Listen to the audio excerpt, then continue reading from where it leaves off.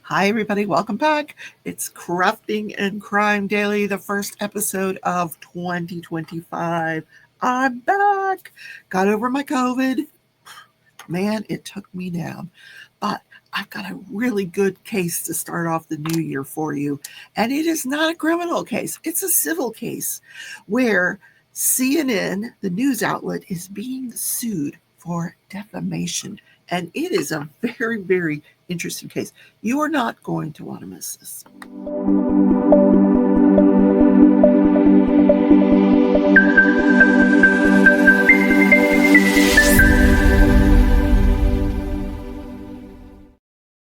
Hi, everybody. Welcome back. I'm Rebecca, your host of Crafting and Crime Daily, and I want to talk to you about this civil case that started today. Yesterday, a jury was chosen, 6 women, 2 men, and that's 8, but it's only going to be 6. 2 of those will be alternates. So they started opening statements in this case today, and it's coming out of Panama City, Florida. Why? I have no idea. I haven't figured that out. And it's not a federal case. It's actually in the state court system where this gentleman named Zachary Young is suing the CNN news outlet for defamation. Now, what is defamation? Yes, we throw that term around a lot, but that's when someone harms your reputation by publishing material that is untrue. It's not true. So this Zachary is claiming CNN, through a whole bunch of outlets, through their main news show, defamed him. But not only that, but they went after that and they published articles on Facebook, Twitter, all over social media about Zachary Young. Well, the story, as it turns out, includes Zachary Young, but he took offense to the story because the word blackmail was black market was used in the story. So really what the jury is going to have to decide is, what does it, when you hear someone say that somebody is involved in a black market, you're thinking, oh, they're doing something that's against the law. Well, CNN is saying, no, we never used that term to imply that anybody was breaking the law, just that it was not regulated. What? Okay. I don't know about that, but we're going to find out. So let me tell you a little bit. I've listened to the opening statements. Who is Zachary Young? Well, Zachary Young, 49-year-old man who, after high school, he lived with his mother, grew up with his 3 brothers and his mom. He was born in Pennsylvania, and his mom was a single mom, and she was raising 4 boys, and she moved those boys from Pennsylvania to Wellington, Florida, now, which is nowhere near Panama City, so I'm not sure what the connection is. But after he graduated from high school, he started going to college in Palm Beach County, and he was majoring in history. So during his attendance at that college, he decided, I'm going to serve in the military. And he joins the Navy, and he becomes a Navy SEAL. And he's in Navy SEAL training. And he was getting the highest scores according to his attorney, the plaintiff attorney. But somehow a boat fell on him, and he suffered serious back injuries, a couple of discs. And he had to be medically retired, 100% with 100% disability. They had to take him out. So he was not able to ever really do anything Navy SEAL-ish for the Navy.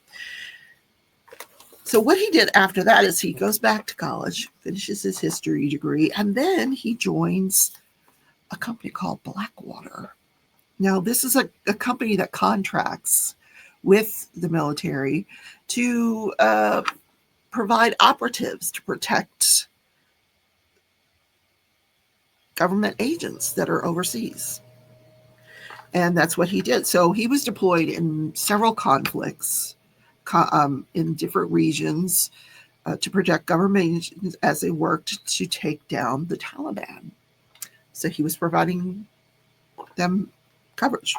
And who was this government agency? Well, it was the CIA. And they liked him. So they recruited him, the CIA. So he goes through a 2-year recruitment process to become a CIA agent. He gets into the CIA, and now this is where the story of the CIA kind of begins and ends, because there's been a motion in front of the court that you're not allowed to talk about what you do with the CIA. So that's it. Only that you worked for them. Okay, we know he worked for them, and that he retired from working for them at some point. After he retired from working for the CIA, he settled down, he married a woman, and they lived in Vienna. Then he pursued a career as an intelligence consultant. And he would advertise his services on LinkedIn, and he would work with these major companies, Audible, Amazon, what's the other one? Bloomberg, all these companies, to assist them with different things. And we're going to find out one of those projects, what it was. So apparently, I need to kind of set the stage here. In November of 2021, I'm going to turn this light off. In November 2021, Biden decided we're going to leave Afghanistan. You know, cut the cord, we're out of there. And it was a fiasco. I don't know if you guys remember, like people running for the planes. It was just horrendous.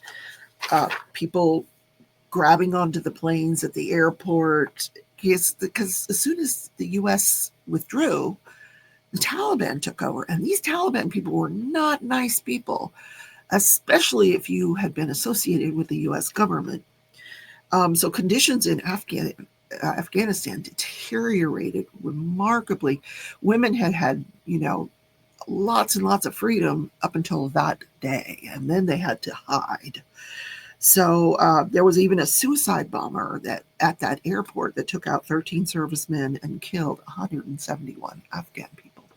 So and Biden, was like, so long, and he did come out and say that he was trying to get, anyone that was claiming to be a U.S. citizen, or he was trying to get those people out. I don't know how he was doing that, but at the same time, there were these private contractors, such as Zachary Young, that were advertising their services. He had developed, I'm assuming because of his knowledge gained through the CIA, an intelligence network in Afghanistan, and he told people, for a price, I can get you out of there. I don't think he was flying people out of there, but he would get them. It's called an extraction. Is that what they were calling it? Hold on. I want to get the word right. Evacuations. He was charging people to get evacuated from Afghanistan, sometimes upwards of $15,000 per person. And he was making in the realm, before CNN ran this story, about $350,000 a year or more. And he is claiming now that once CNN ran their story, he no longer makes that money. Nobody will hire him. So his contention is that he was hired by Audible, which is an Amazon company, to extract 3 women for them Then he was hired by Bloomberg, where he extracted many, many women, and then by a couple of nonprofit agencies to extract people that they wanted extracted. So in other words, these people really kind of needed sponsors to pay for these extractions, corporate sponsors. It wasn't because nobody could afford it on their own. My gosh, no.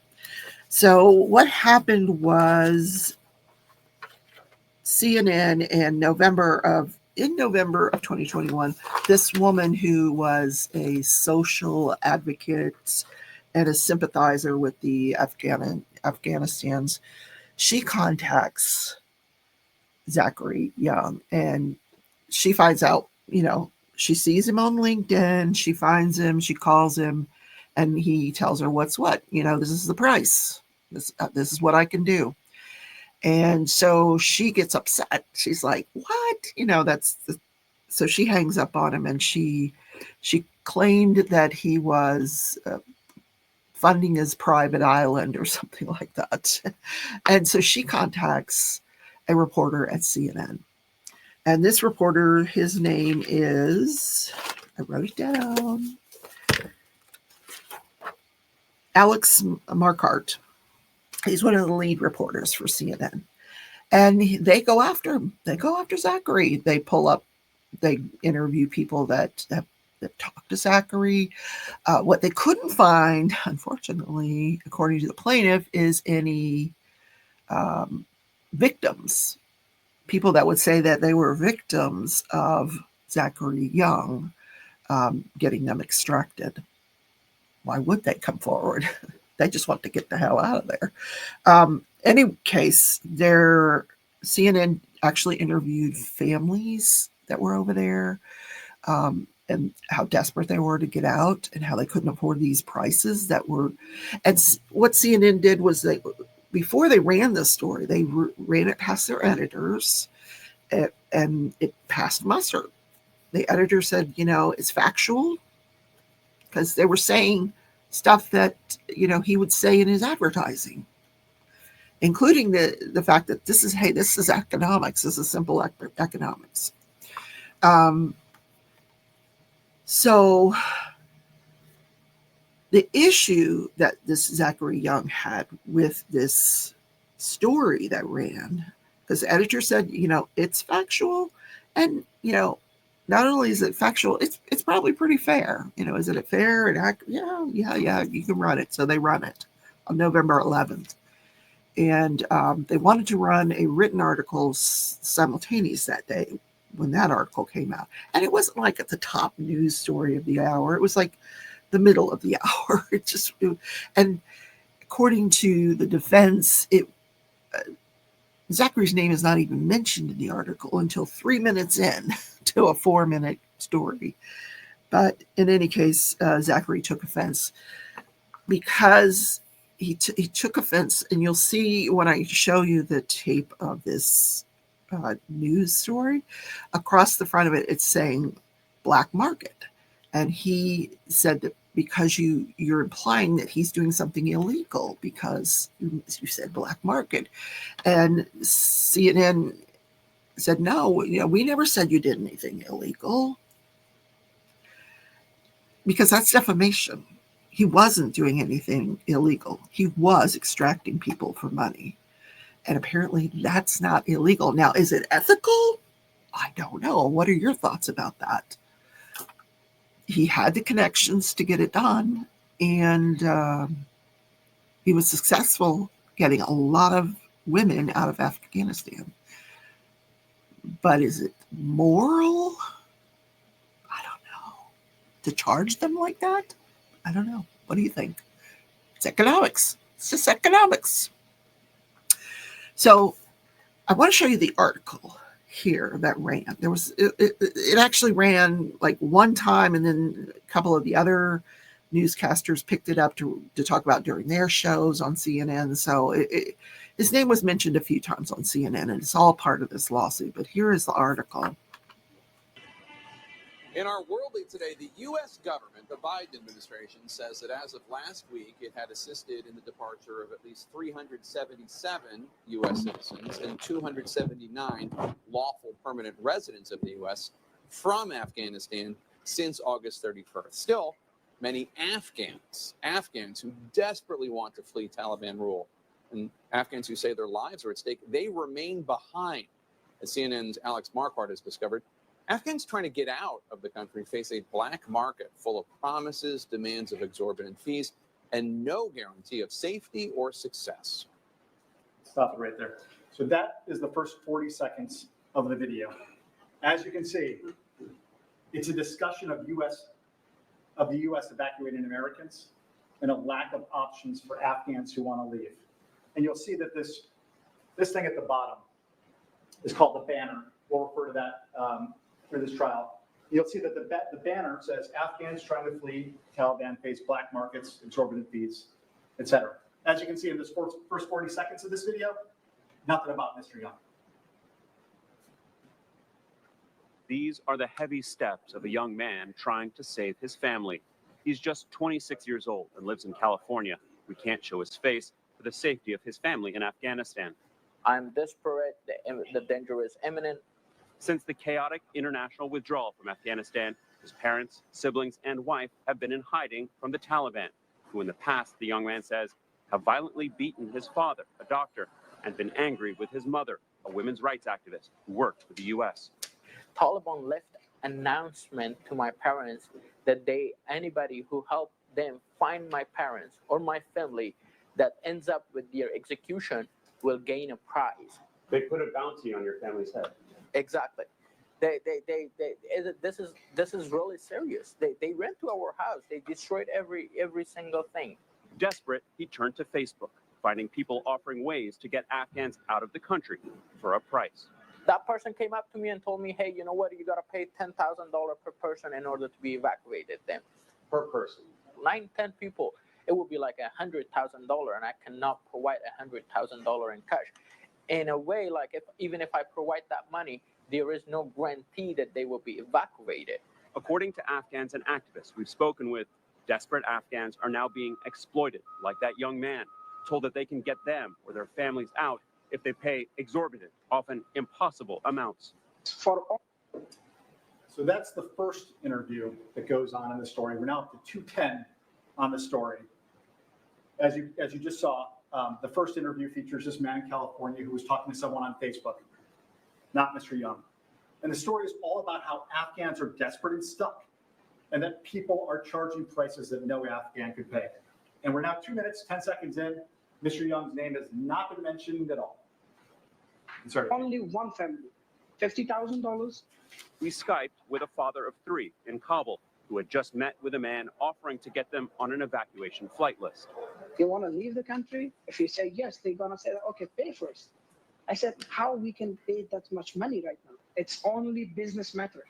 People are making $100,000 per day.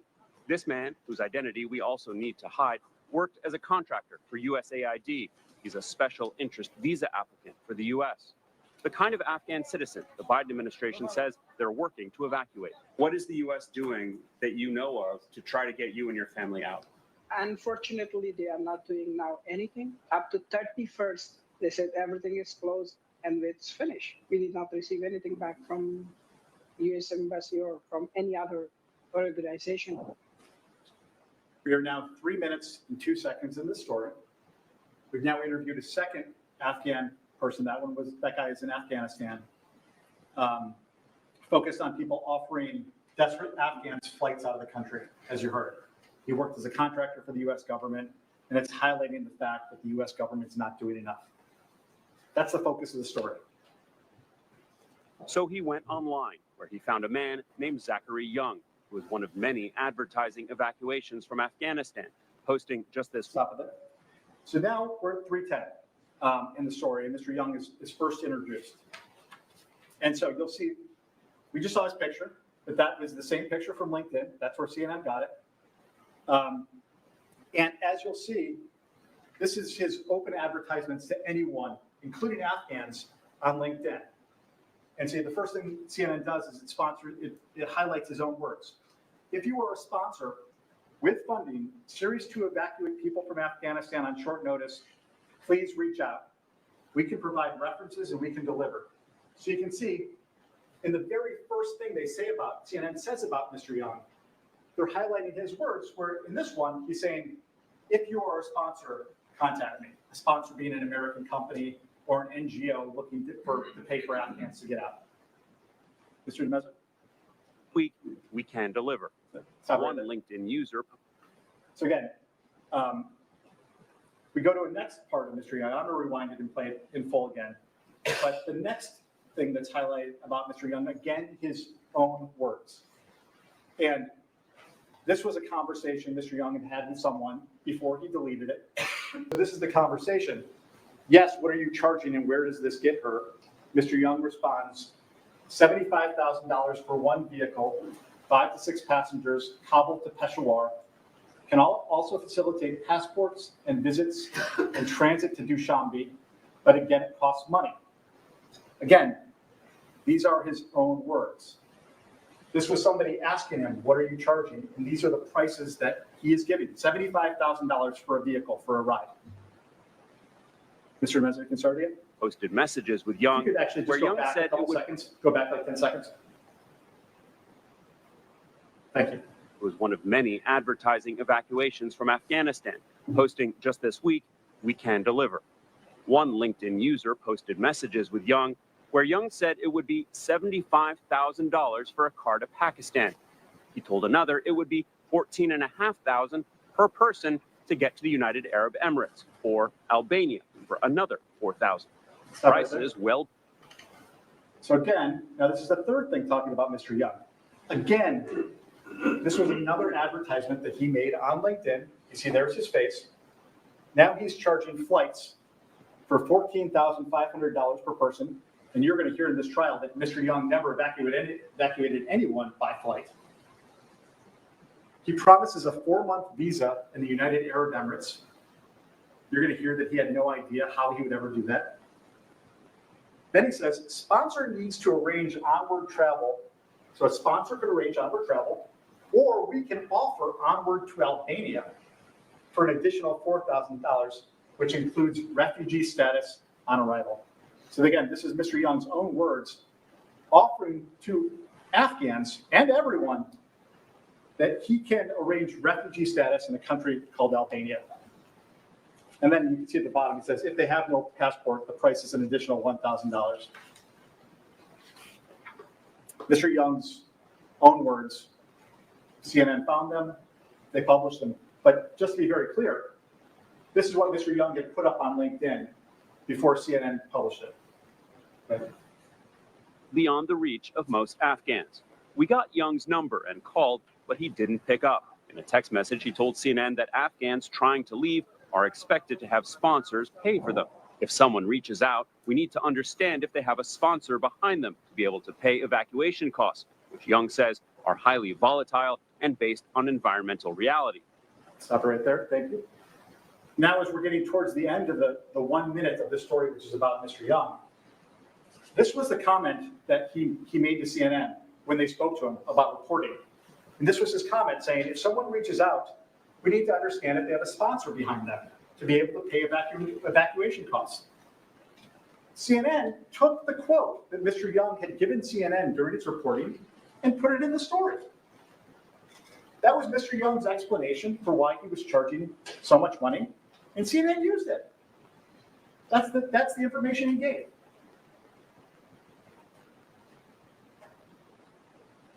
Young repeatedly declined to break down the costs or say if he's making money. Back in California, Young...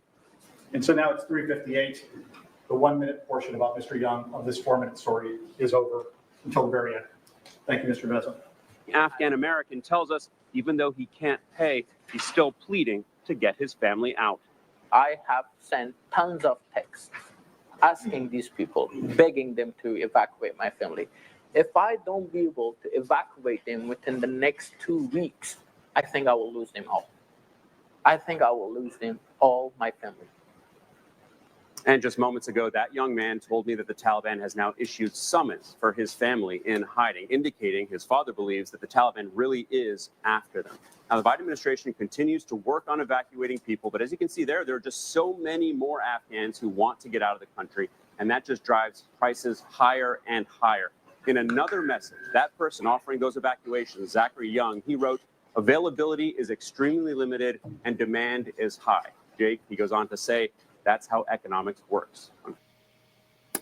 So the first person that is going to be on the stand will be this Zachary Young person. And he will be describing, how he was, because you can't just say you said something about me. This has to have damaged you in some way, what was said, So he's saying, you said I was doing something illegal by using the term black market, and now no one will hire me.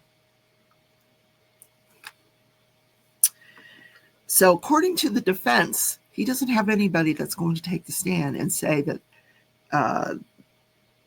in their opinion, they think less of him because of that article, and that's why they're not hiring him. It wasn't because of the article. I wonder if they're going to put anybody on the stand at all that'll say anything. Yeah, and he's not the only one that was doing it. There was a lot of this going on where they were charging really exorbitant amounts. And Zach had these ads that were running on LinkedIn, and there are some of the ads shown in the article. He was also saying that he'd give you visas if you would evacuate to certain countries. Now, whether that's true or not, I don't know if he could get them visas. Who knows? But it was actually stated that if the Afghans, and by Zachary Young, if the Afghans can't pay these prices, have them run to the border and see how far they get. What? Yeah, run to the border. So, basically they were saying, you're profiting off of human misery. That's what you're doing. It's not illegal, but you're profiting off of human misery. Is that defamation? I don't know. I'm just looking through my notes to see if there was anything that stood out to me about the opening arguments. The article that they wanted to print the printed article. They wanted that to go out, the one that went out on social media, everything right away, but it didn't go out for several days because the person that was going to write the article, because it's not the same as writing what you're hearing from a newscaster, wanted to include more information, and so he beefed it up a little bit, and then he ran it by the editors again, who they thought, again, this is factually accurate and fair, so they ran the article. Then it wasn't for another 5 months until March of 2021. Of 2021, when CNN was notified that, hey, Zach Young has a problem with you saying that he was participating in this black market and insinuating that he was doing something illegal. And so they printed a retraction. But he wasn't satisfied with that, and he is now taking them to a lawsuit. So for 3 years after that, they've been litigating this. Oh, my word. I can't even imagine the depositions that have gone on, the people that we're going to hear from, both from CNN and, on behalf of Zachary Young. This is going to be really, really a fascinating case. So the first person on the stand is Zachary Young. I'm going to listen to him tomorrow morning over some coffee, and I'm going to bring you that in the next episode. So have a great day, everybody, and I'll see you in the next video.